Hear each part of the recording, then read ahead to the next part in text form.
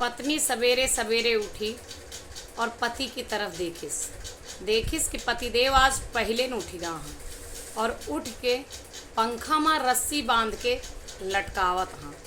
तो घबराई गई, कहीं ई का करे जाता हाँ, कहीं हम फांसी लगावे जाते हैं, कहीं काहे का, कहीं हम तोरे आदत से परेशान हो जाही, कहीं कौन आदत हमारा ऐसी है बतावा, हम वो आदत छोड़ देवे, कहें कि नहीं नहीं रहा दा हम ना बतौगे, कहीं नहीं बतावा तो बिना बताए कोनो समस्या का समाधान थोड़ी होई। तो वह कहे कि हम तो कर रोज़ रोज़ नया सूट दिलावत परेशान हो गया है।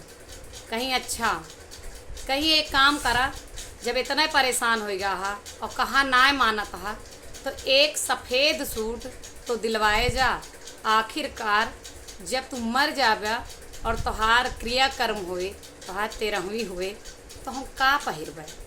एका सुन के पति इरादा बदल देस।